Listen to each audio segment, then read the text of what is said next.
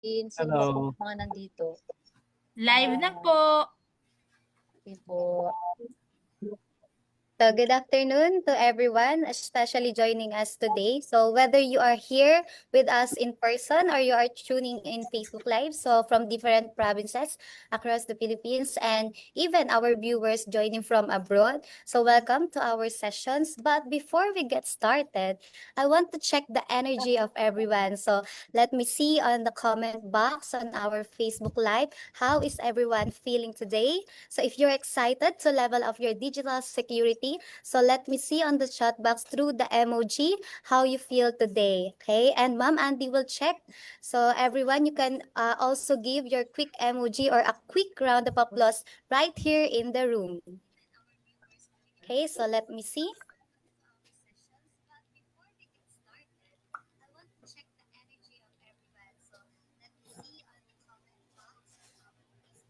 Okay, so check po natin from saan yung mga hello, sir. Okay, so you can comment taga saan po ba kayo? So you are joining from different provinces, so kindly comment so we can acknowledge everyone, especially your effort on joining us today. Ayan, may nag-hi na, Ma'am Monica. Yes, I see. Hi, Sir Vince Matthew Resuena. So good afternoon, sir.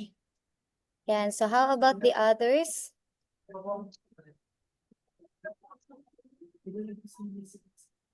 Ayan, patingnan natin kung mga nasaan ang ating mga audience today.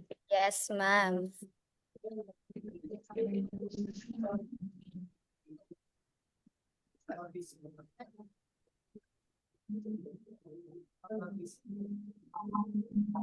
Okay, so good afternoon, everyone. So I think we can start na. So before that, we always spend our lives connected to the web, but we rarely think about who else might be connected to our devices, no? And sometimes, especially sa mga bahay po natin, we always lock our physical doors. Yet, same with our digital realm, a trespasser is often an invisible ghost. And to help us evict and to find these digital squatters, no? So we have a true expert in the field, and he is also a faculty member sa PUP Lopez who understand the today's world, especially that awareness is the only firewall that never needs a software update. So it is with great pride to introduce our speaker for this afternoon. So he is a faculty member of PUP Lopez Campus. He is also an advisor of the Diploma in Information Technology and also the advisor of Institute of Brilliant Information Technology student. And also he is the vice president for Event Quezon chapter. So it is with great pride. So please join me on welcoming our our speaker for this afternoon. So palakpakan po natin Mr. Mark Vance B. Dunca for his presentation, Ghosts in the Machine, Finding and Evicting Digital Trespassers. So let's give him a virtual round of applause.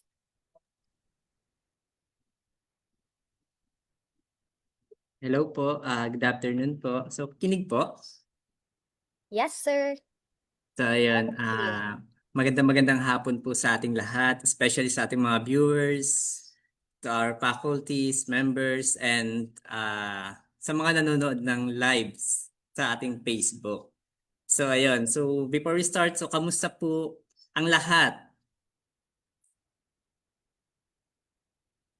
Safe pa rin po ba tayo? Yes, sir. I feel great today, especially mas madadagdagan pa yung awareness natin on the field of digital security, no?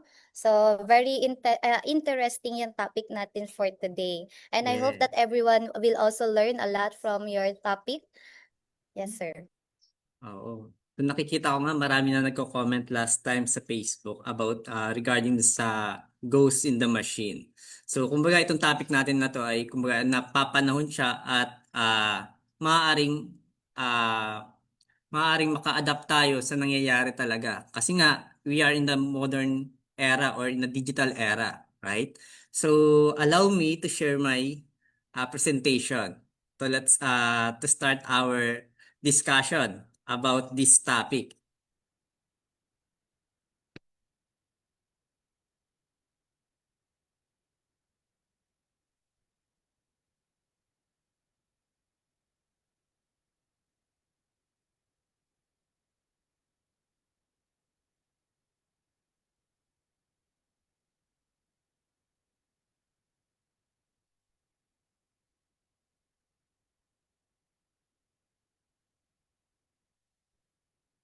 Ayan. Nakikita na po kaya? Yes, sir. Visible na po. Okay.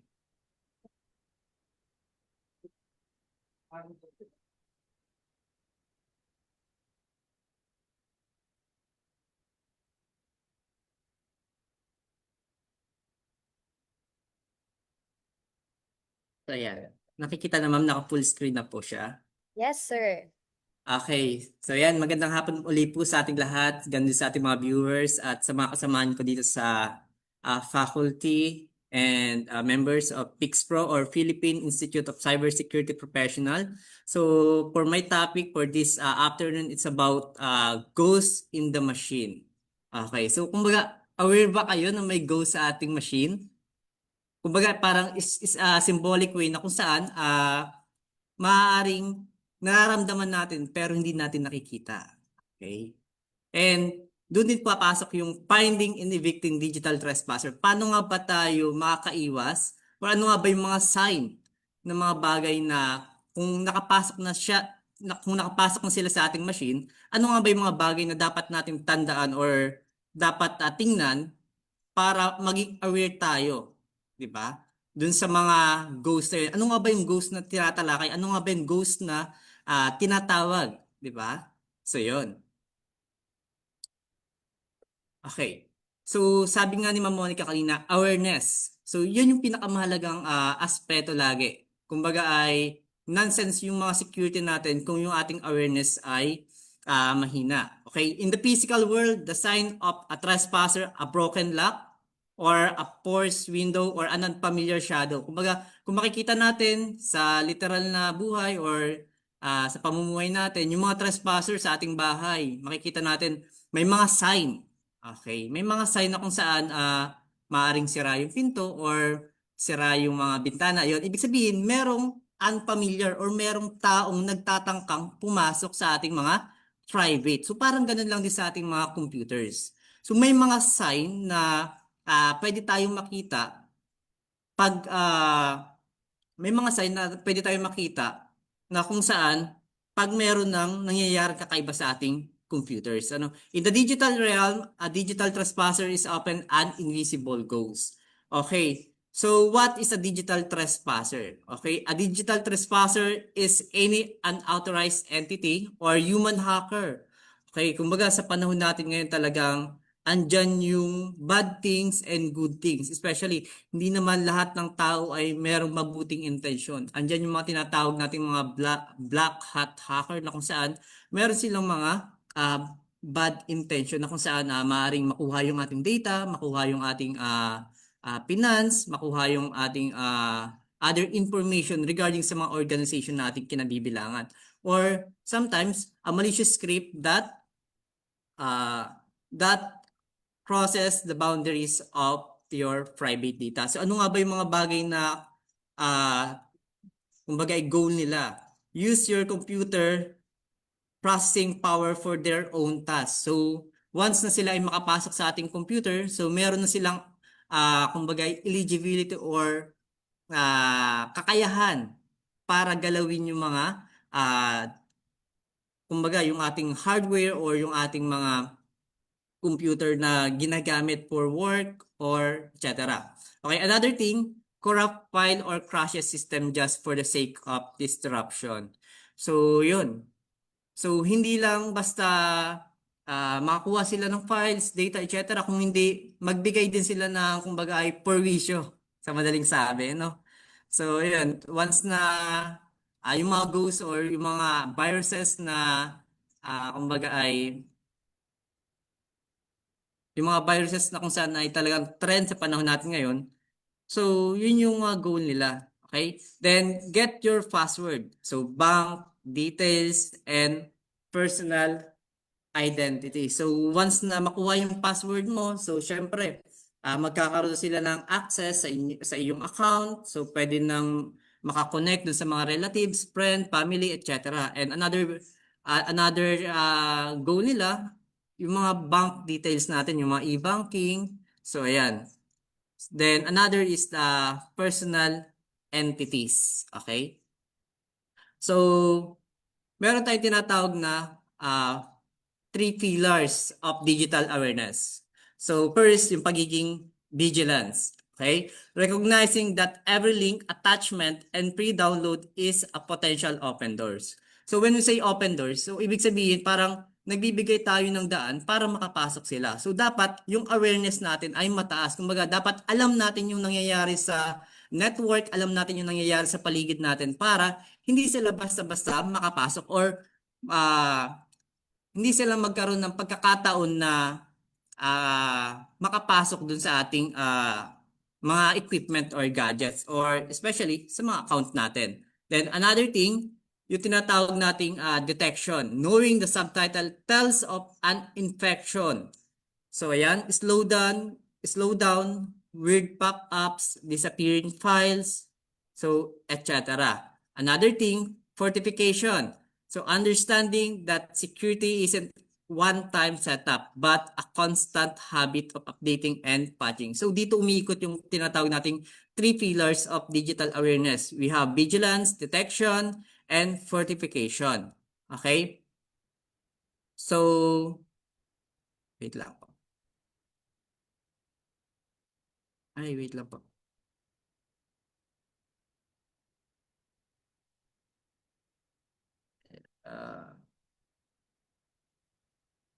Yeah.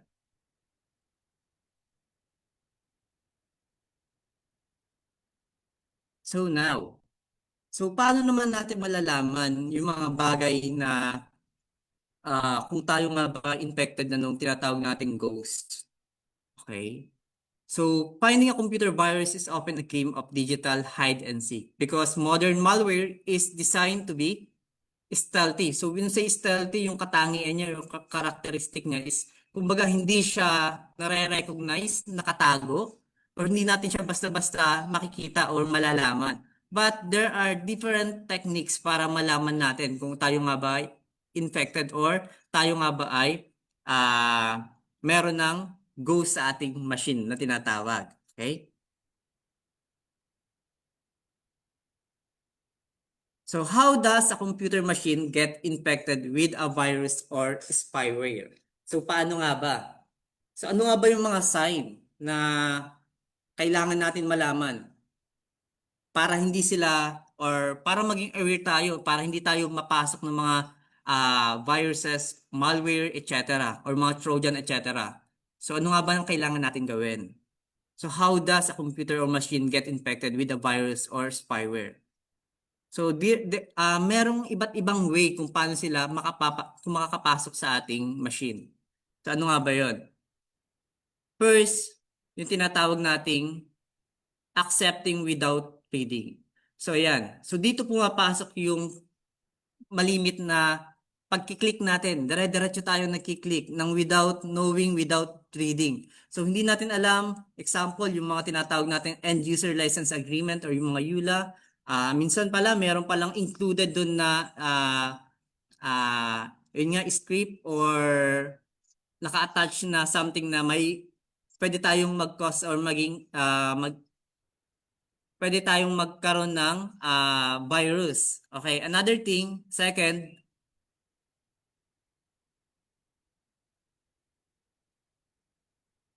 yung tinatawag nating downloading any infected software.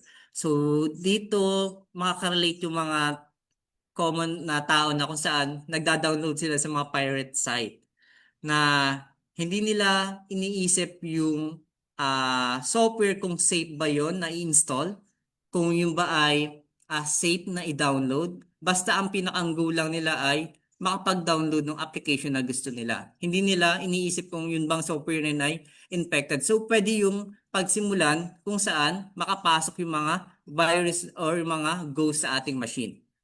Third, opening email attachment. So, ayan.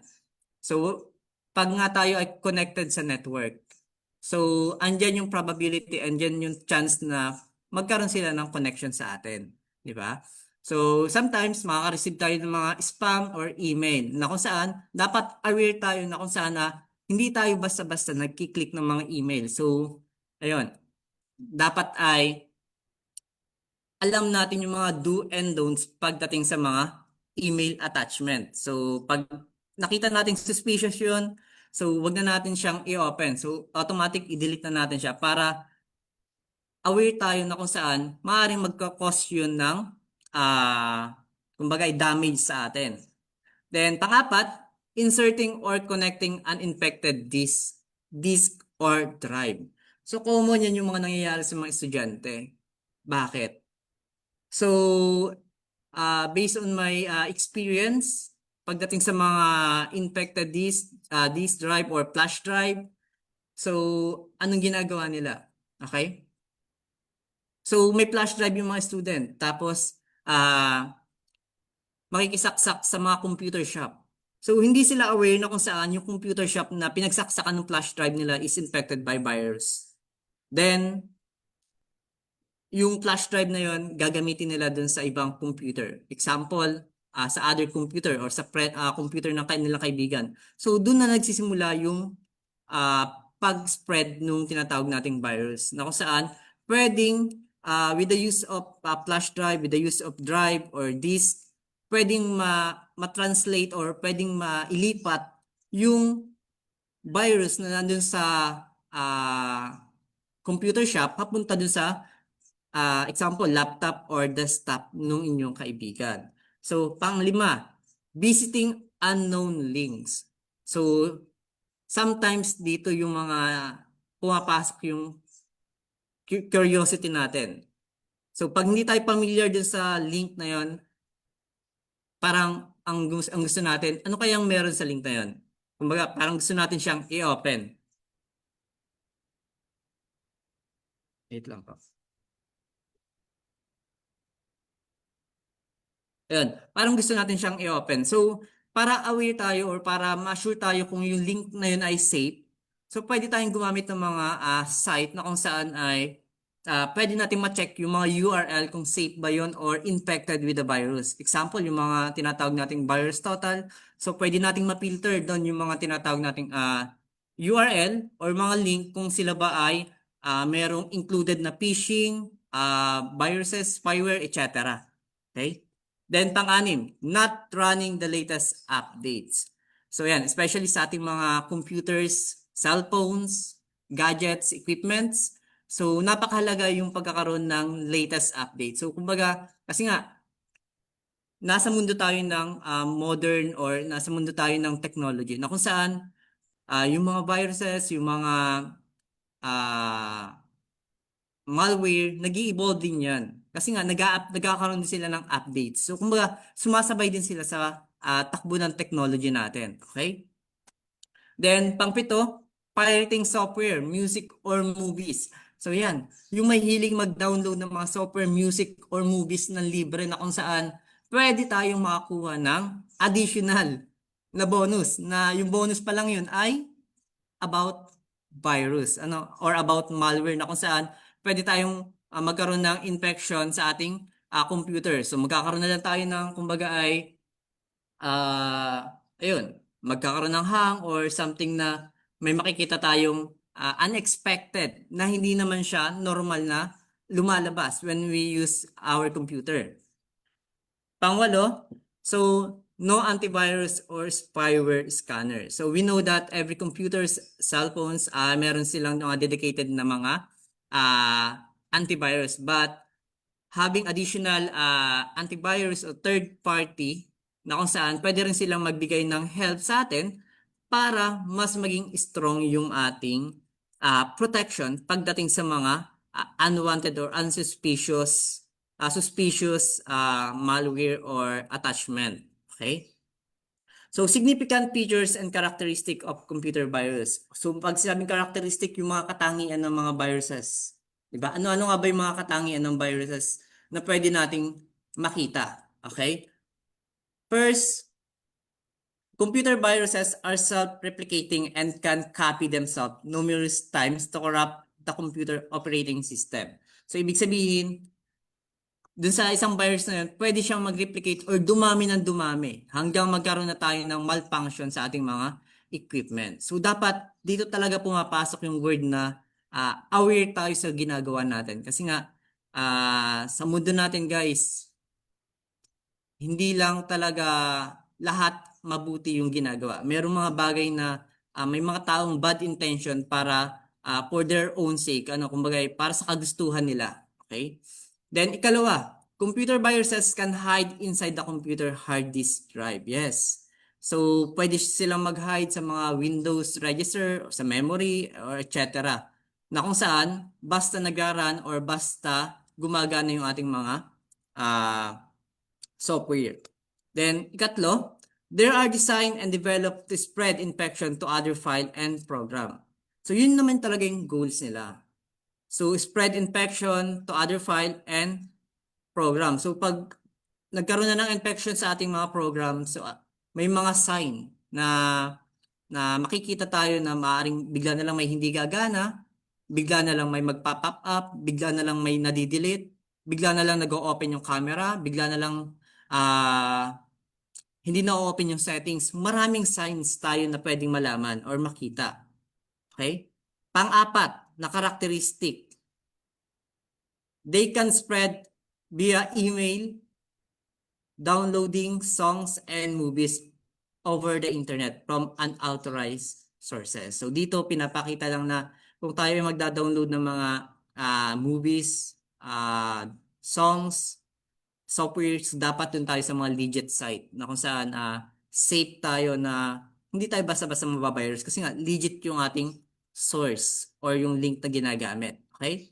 So ano nga ba yung mga symptoms na tayo ay infected ng computer viruses? So meron tayong 10 symptoms. First, slow performance and speed. So kumbaga, example, dati yung computer mo mabilis, hindi naghahang, hindi naglalag. But, nung meron ka lang inopen na link, tapos meron ka lang mga pinuntahang site, bigla na lang nagkakaroon ng problem yung performance ng iyong computer. So, may chance and may pwedeng pumasok yung probability na pwede kang infected ng virus. So, yung pagkakaroon ng slow performance. Then, kasunod, crash systems. So, yan. Yung common na malimit na nakaka-encounter tayo ng bigla na nagbo-blue screen or nag-i-stuck yung ating operating system while we are working. Diba? Pag tayo ay nasa trabaho, bigla na lang magka-crash, maghahang, maglalag, or sobrang delay. So, yan. Ikatlo, unexpected pop-ups. So, yan. Yan din yung common na nakikita ko or na kumbaga ay yung mga tao nagtatanong sa akin, yung bigla na lang daw may nagpa-pop up, then kahit wala naman silang, kahit hindi sila connected sa internet, bigla na lang merong mag-show. So ayun, unexpected pop-up. So sometimes nakukuha yun sa mga link or dun sa mga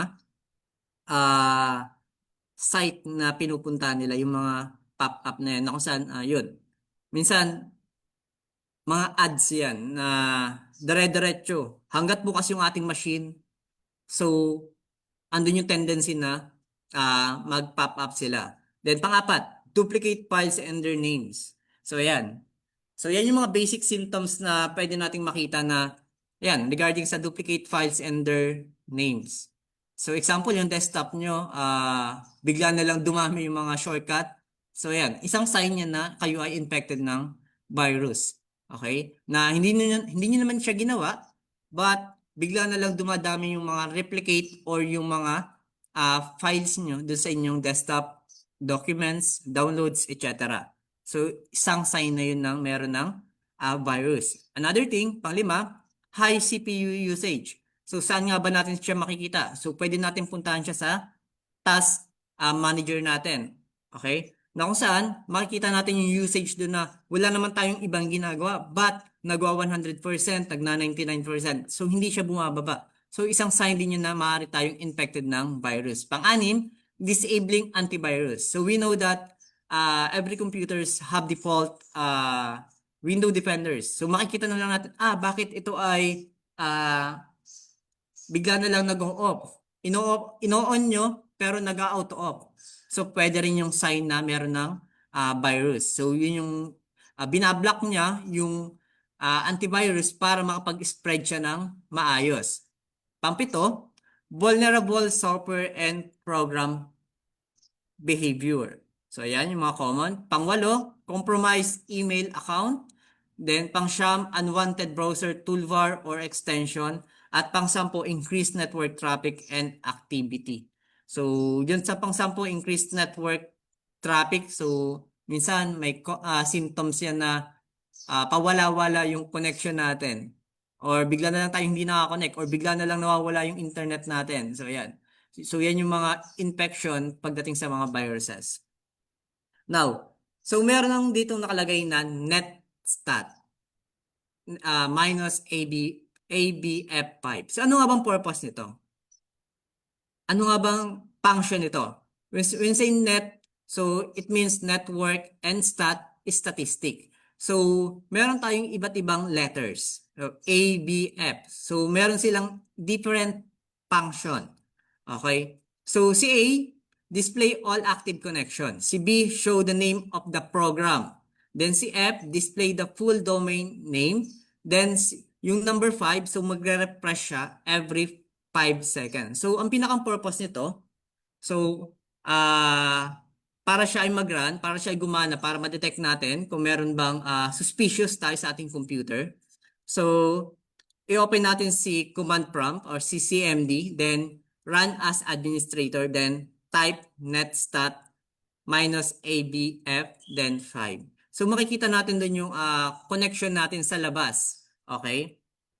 Then, dun sa connection natin na yun, so may meron tayong makikita na example ay chrome.exe, sbhost.exe. So, yan. So, normal lang yun. But, pag meron tayong mga nakitang example, random name like skw92.exe, so yan, that is a major red flag.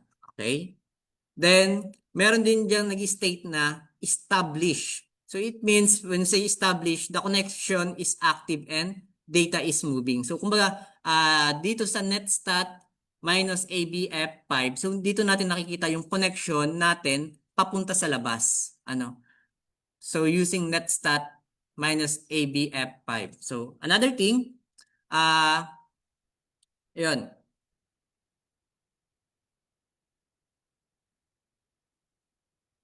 So,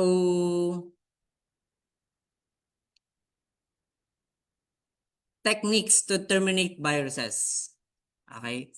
Technique. So, dito kanina, itong netstat na to, for awareness pa rin na kung saan, para makita lang natin yung mga, kumbaga ay, connection natin sa labas. Kung merong unwanted or suspicious tayo. So, ano naman yung mga technique na pwede natin gawin para ma-terminate yung mga viruses? Yeah. So, alam natin yung virus talagang very harmful siya pagdating sa ating equipment, gadget, cellphones, desktop, laptop, etc. Diba? Very harmful siya. So, meron talaga siyang bad impact sa atin, especially doon sa ating mga ginagawa. Okay? And, syempre, doon sa ating mga data, meron tayong threat na, kumbaga, nababahala tayo pagdating sa mga viruses. So, ano nga ba yung mga technique na para ma-terminate natin yung virus na yon? Okay? So first, yung tinatawag nating the clean room or we call it the safe mode. So we know that I think some of you is familiar with the safe mode na tinatawag. So ayan, most advanced viruses load themselves into your RAM or memory. The moment Windows start by booting into safe mode, you start Windows with only the bare minimum drivers. So ibig sabihin yung safe mode natin kasi hindi lahat dyan naglo-load ng maayos yung mga program. So, ibig sabihin, limited dyan yung mga naglo-load. So, paano nga ba tayo makapunta sa safe mode na tinatawag? Okay? So, ayan. Meron tayong technique na pwedeng hold the shift key while clicking restart in the start button. So, ayan. Pipindutin lang natin yung shift key. Then, i-restart natin yung computer habang nakapress tayo sa shift. Then, dadalhin tayo nun sa advanced option. Okay? O dun sa troubleshoot. Then, advanced option, startup setting.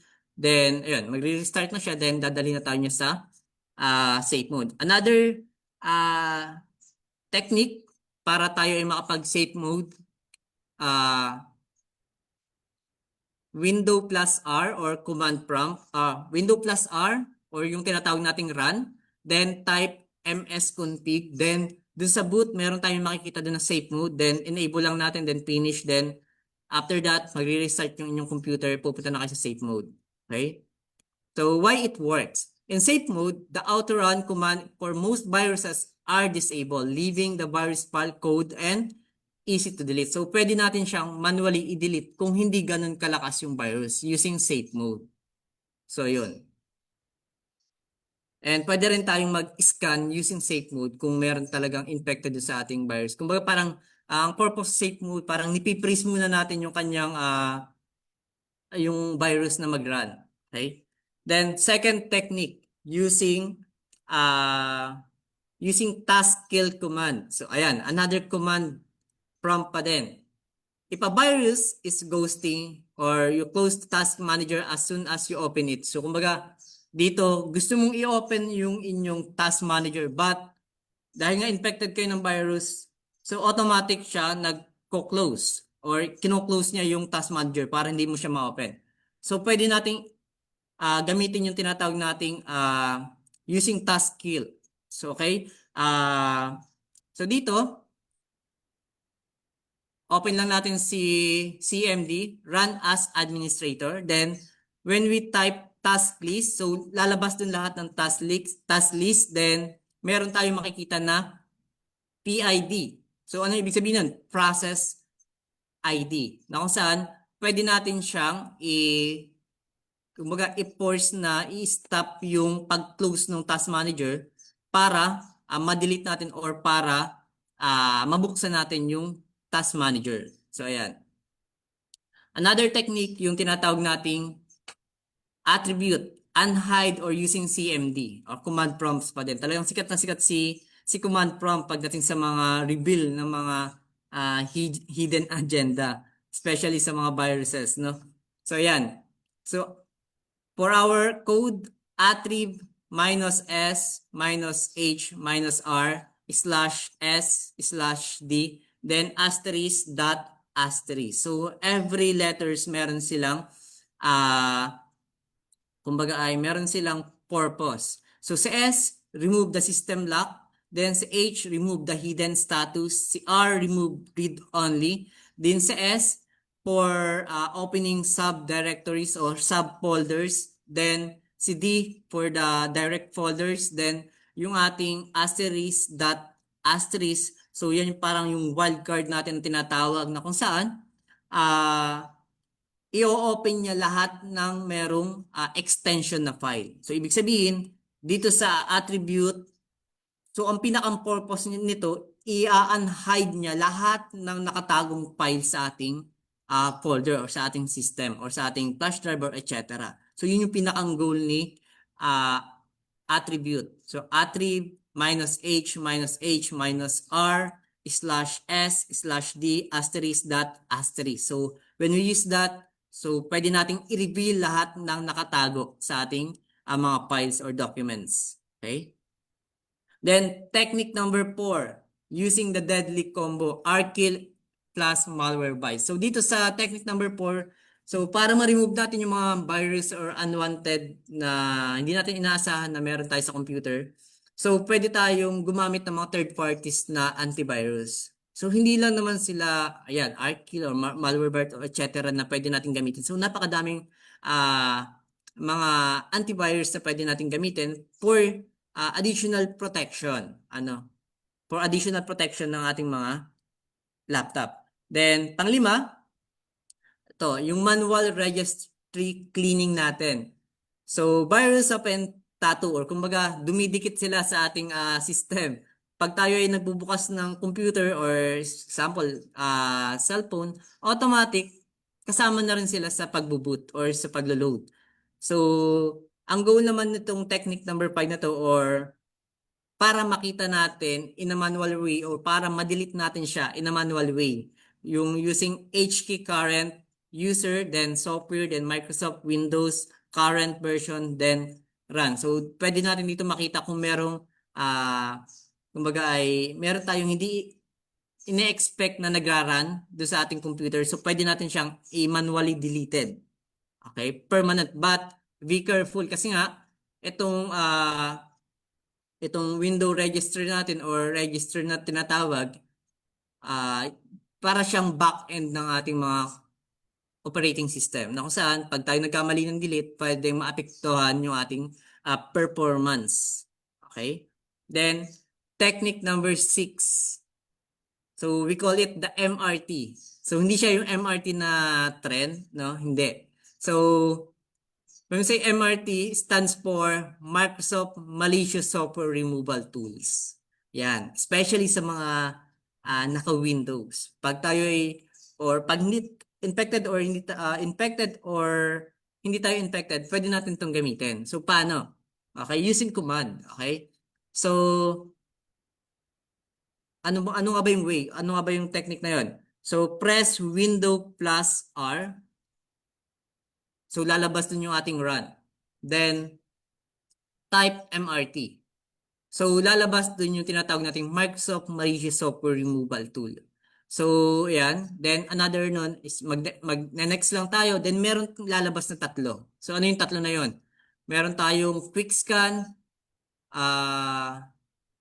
full scan, then, quick scan, then full scan.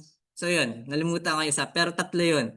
So, pwede tayong mag-scan doon. So, naka-built-in na sila or itong program na sa ating computer, especially pag tayo ay naka-Windows. So, ayan. Pag full scan lang, medyo matagal-tagal, but we assure that pwede tayong magkaroon ng logs kung safe or meron bang unwanted tayong nangyayari sa ating computers. Okay? So, ayan. And additionally, meron tayong tinatawag na the Digital Janitor Batch Script. So, meron tayo ditong short script lang, but this script is very helpful. Okay? In what way? So, ginagamit natin siya for maintenance ng ating computers. Ayan. So, paano nga ba siya gamitin? So, syempre, i-open natin si Notepad. Then, pagka-open natin kay Notepad, so, ilalagay lang natin itong script na to. Okay? So, pag nailagay na natin itong script na to, then save as .bat. Okay? Then, i-open lang natin siya. So, kumbaga, pwede natin siyang gamitin for maintaining our computers. Especially, pag marami ng temp or, yan, temp or yung mga parang mga redundancy sa ating mga sa ating mga folders, etc. Okay? So, yan. So, step 1, kill common malicious looking process. Then, step 2, unhide file on the C drive. So, yung C drive natin, so yan yung, or dyan naka-store yung tinatawag nating Windows operating system. Then, 3, purge temporary infection zone. Then, last, i-delete niya to lahat. Okay? Then, yun. So, kumbaga, para hindi na tayo mahirapan pa, so gumamit na tayo ng script para automatic, malinis natin yung mga unsuspicious na pwedeng mangyari sa ating computers. Okay? Then, the 4-minute security audit checklist. So, ibig sabihin, pwede natin itong gawing basehan para magkaroon tayo ng guide para safe pa rin tayo sa palaging paggamit natin, di ba? So, yun naman yung goal natin, maging safe tayo sa paggamit ng computers, sa pag-connect sa iba, maging safe tayo, 'di ba? Yun yung goal natin, cyber safe, 'di ba? Cyber awareness. Okay? So ano nga ba yung mga bagay na kailangan nating tandaan? Okay? First, dun po pumapasok dun yung tinatawag nating the visual scan. Okay? So syempre, as a person, bilang tao, so alam natin yung something na parang merong nagbabago or something na merong kakaiba, 'di ba? Based on our visual scan or nakikita natin or nararamdaman.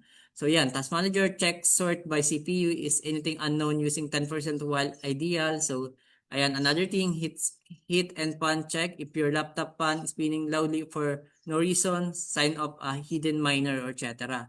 Okay? And another thing, so the guest list audit startup. So, ayan. Startup tab, right-click and enable command line. And, ayan. Verify publisher. Disable any unknown publisher or strange file path. So, ayan. Then, pangatlo, the network airdrops, run netstat ABF. So yan nga yung ating na-mention kanina. Look for established connection to foreign or unrecognized domain. For example, yung mga google.com, facebook.com, etc. So browser cleanup, remove any extension you didn't personally install in the latest 30 days. Okay? And another thing, pwede rin nating i-check yung ating tinatawag na mga software na naka-install sa ating mga computers, 'di ba? So minsan meron tayong makikita na yun, hindi niyo naman ini-install pero nakalagay din sa inyong computer. So pwede niyo na siyang i-remove kung sign yun na pwedeng mag-cause ng error sa inyong performance sa inyong computers. So ayan. Kasi nga, 'di ba, sa cellphones natin, common na nangyayari. Bigla na lang mayroong madadagdag na application na hindi naman natin siya dinadownload totally. So bigla na lang nakikita natin, meron na palang ganitong application. So ang ginagawa natin, nire-remove na lang natin sila for safety na rin. Then pang-apat, the healthy habits. So review. So yan, update check, are Windows and your browser on the latest version? So backup verification is your most important data sync to an external drive or cloud. Okay? So yan, yun yung mga tips or mga pwede nating gawin para maging safe tayo sa paggamit ng mga browser natin. So lagi nating tatandaan, awareness is the only firewall that never need a software updates. So ayan. So, ayun guys, additional tip, meron lang ako ipapakita. Okay, stop ko lang yung screen share sharing ko. Stop ko lang siya. Ayan. Wait lang po.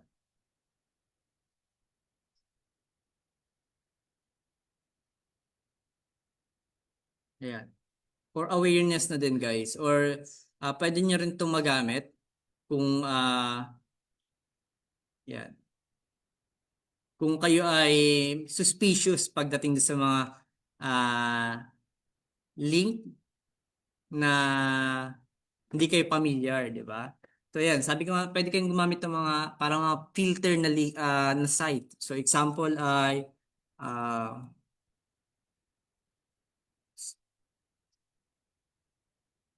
so ayan, example, ito virus total.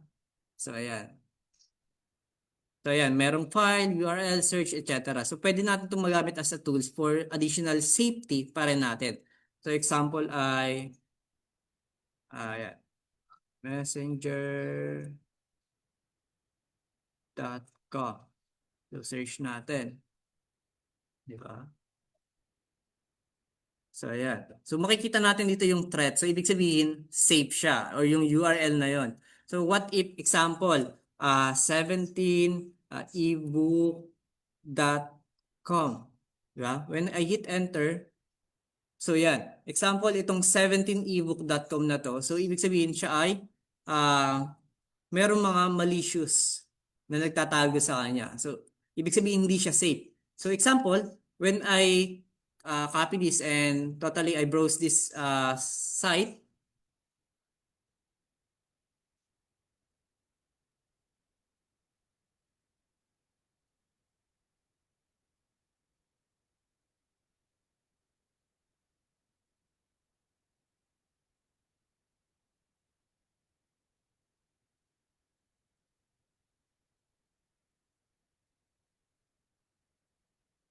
So yun.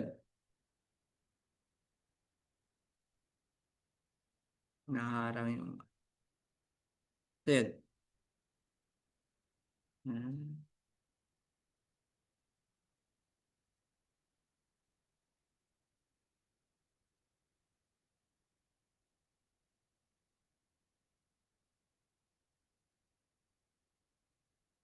Okay. Pag ganyan guys, maging aware na kayo, ibig sabihin nag-ano na siya. Ibig sabihin, pwede na siya mag-cause ng infected sa atin. So yan, kaya nga dapat awareness talaga yung isang goal natin para ma-determine natin kung safe ba siya or hindi. Okay, dun lang po ma'am nagtatapos yung aking short presentation pagdating sa Ghost in the Machine.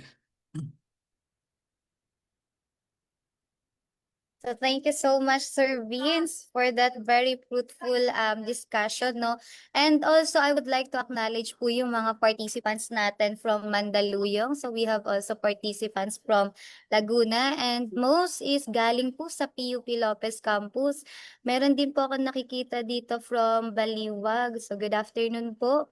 And also from Prixpo, Mena Region. So good afternoon po once again.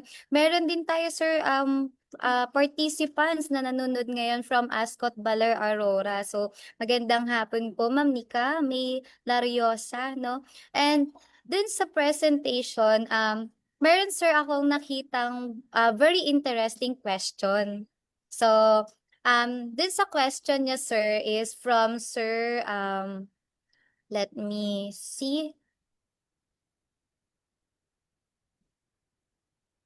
From Sir Jofrit Despi. So his question, sir, is, would you have any suggestion on enterprise approach to cybersecurity? So that is a very good one, a very good question. So especially, sir, it is a strong direction kung saan talaga pinapakita natin yung nasa na ba yung enterprise approach when it comes on cybersecurity. And most importantly, ano ba yung mga basic protection? Siguro tinatanong din ni sir, since this is an enterprise approach, yung mga basic protection and yung mga focuses niya, especially on the organization's wide strategy, the governance, and the resilience. So, Sir Vince, do you have any masasuggest dun sa question niyan on how you're going to suggest when it comes on the enterprise approach to cybersecurity?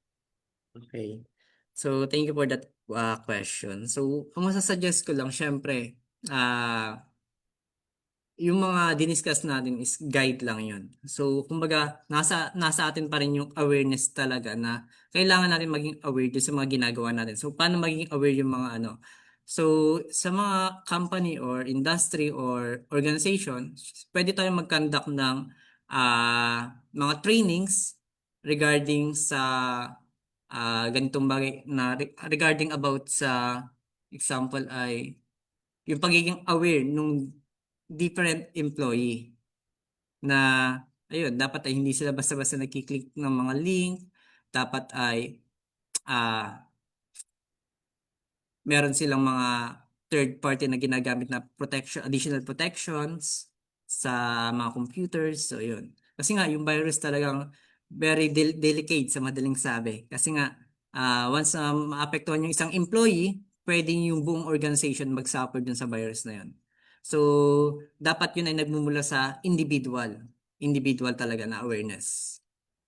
All right, so thank you so much, Sir Vince. And I think Sir Mario would add up to that question. So, dun sa sagot. So, Sir Mario, Yeah, The- regarding sa enterprise, medyo broad ito. Yung kanina, I think that's a good protection for individual. For the enterprise, medyo iba yung approach, pero the same objective. So, one is, tingnan natin sa tatlong pillars, laging tatlong pillars ang tingnan natin on the enterprise.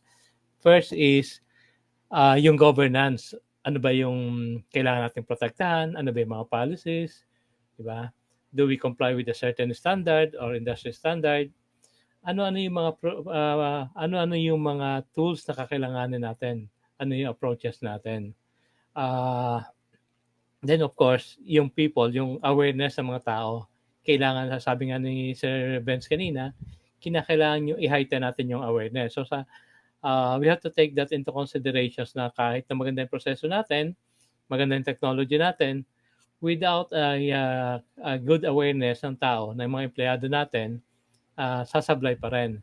So, although yung sinabi ni Sir Vince kanina, let's say yung how to detect yung mga malware, lahat-lahat, there is a better way, lalo na kung enterprise kayo, there's a better way of managing ano-ano ba yung mga dapat ma-monitor sa tools natin, sa computers natin, sa user. Hindi lang yun, pati yung behavior ng user. Kasi sometimes may mga tools tayo ngayon na hindi lang ang tinitingnan is may malicious process ba dyan na tumatakbo, kundi tinitingnan din ano yung behavior ng user natin. So mas mas complicated lang ng konti or mas complex ng konti or I would say mas wider rather than complex kasi doable siya. And another thing for big enterprises is yung continuous monitoring. When na dapat is kumbaga kung ang sabi nga natin sa Pixpro, walang weekend, di ba? Happy lang. Ganon din ganon din kasi yung mga may malicious intent sa atin, wala ring pahinga yan. Kung kailan tayo nagpapahinga, saka atake. So dapat meron din tayong way to detect and monitor ano yung mga nangyayari while we are operating on a 24/7 as well. Yun lang po. Kung may question pa, okay lang. Ayoko lang mag-promote ng whatever tools sa ngayon. Thank you, Sir Mario. So, and also to add up lang din po dun sa regarding dun sa question. So, it is very important that we also adapt talaga yung risk-based security strategy, especially nasa enterprise po tayo. Siguro si Sir ay nasa field po ng enterprise, no? And it is very important that we protect everything equally, especially our organization should prioritize what matters most. And siguro dapat mag-focus tayo dun sa mga critical data, especially yung mga customers natin, the financials, and even the government records. And also yung mga core systems natin and also the operation itself.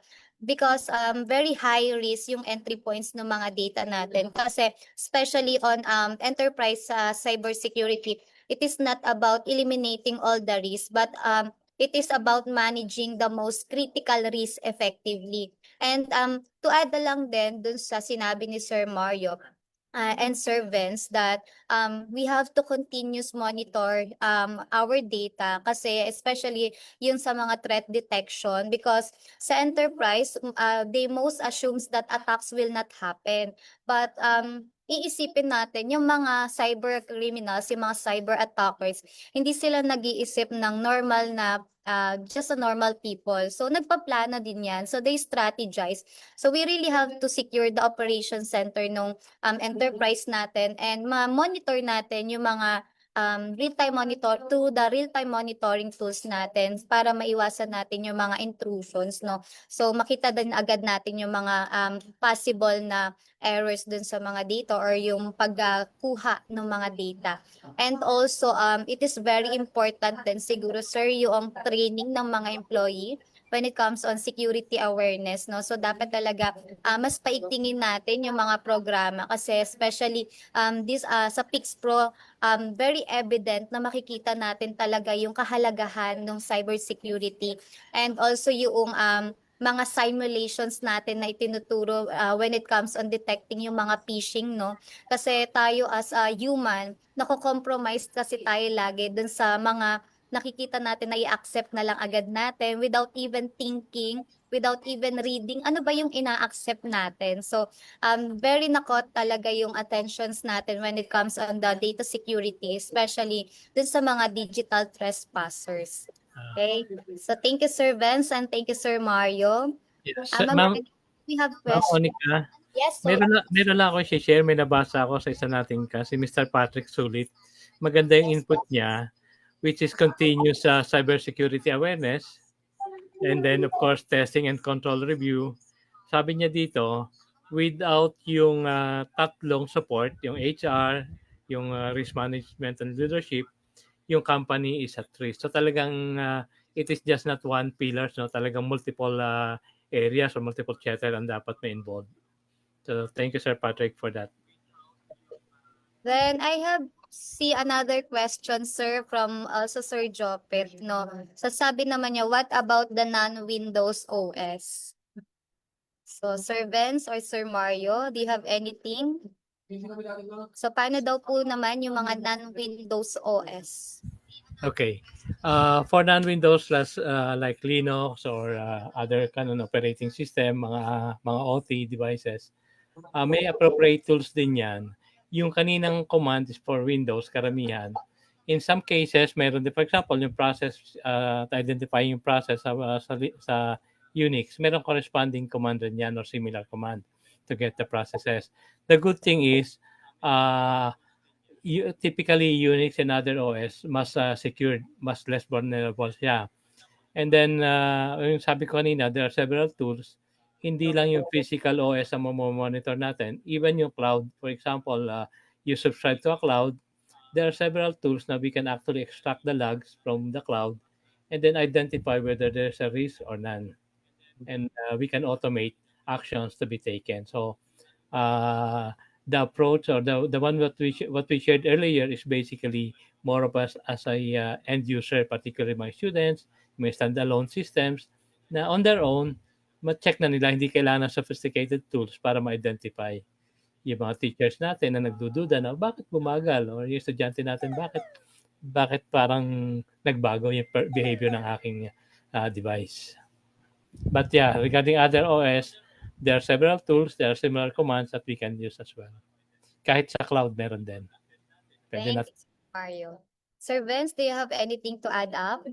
Yes, tama naman po yung na-mention ni Sir Mario. So, in a different OS, so ayun nga po. So, meron talagang iba't ibang command. So, but yung kanina po, nakafocus lang talaga siya more on Windows. Okay. But your other OS naman po is talagang, hindi ko lang po minimension yung pangalan, but safe naman po yung other OS. Thank you, Sir Vince. Ma'am Andy, do we have any other questions? Yes. Ma'am Monica, meron tayo ditong comment from Sir Ion Zion. Sabi niya, cybersecurity is... Okay, nawala. Ang ganda ng comment niya po. Parang sabi niya kasi is, hindi lang talaga technology yung magre-rely tayo sa technology. Ayan, cybersecurity is a shared responsibility. Kaya hindi lang technology ang involved. Which is, yun nga, di ba last time nga we discussed during our outreach din, no? Yung isang title natin is yung human firewall. So, di ba, before we rely on anything, we have the software, we have the hardware, pero at the end of the day, no, tayo individually, wherever we go, personal use man yan, or sa enterprise, or sa academe, no, it's important for us to know na ano ba yung mga signs, yung tell all signs na meron tayong intruders and what to do. So it's very important. Tsaka kahit anyone, no, yung cybersecurity hindi lang talaga siya for those who are in industry or in academe. So talagang kahit sino dapat talaga ay merong awareness kasi lahat tayo gumagamit, nag-use ng data in different platforms. So very timely and very yung sharing yung ating topic today is very useful I think for everyone. So yeah, I agree with the comment. So yun yung isa nabasa ko, Ma'am Monica. I Yes. think that's all po. Parang wala nang kasunod. And share ko lang din, Ma'am Andy, also to our participants joining in different area na since Sir Vince emphasized the 3 pillars, no, it is very important talagang tandaan natin yung word na vigilance, detections, and fortifications. Kasi since as a human, tayo yung talaga nananatiling very vulnerable when it comes sa mga cyber attack. And yung itong mga attackers na to, they are not loud. Kaya hindi siya obvious talaga. So they remain silent and very persistent talaga sila. So yung mga attackers mas preferred nila na magstay hidden rather than they destroy talaga immediately yung mga data natin. So it is very important na yung tatlong yun is lagi nating maalala, and also yung awareness talaga is very important, Ma'am Andy, dun sa kamalayan natin when it comes on technology and also on the cyber security. So Sir Vince, do you have something to add pa? Ayun, no, wala naman na po. So, all goods naman na po. So, hoping na nagkaroon ng lesson kahit konti, at least nagkaroon yung awareness natin or yung mga do and don'ts natin pagdating sa mga viruses.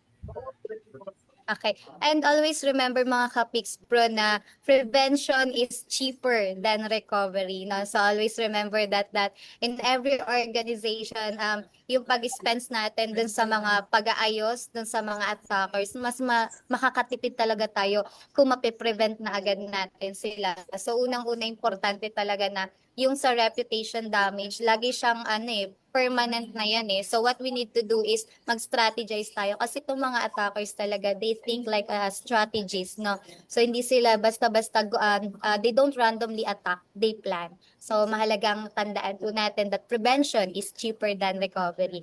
And reminder lang po sa ating po mga participants joining on our Facebook Live na ang certificate po is nakalagay na po yung link para kung saan po kayo magre-register.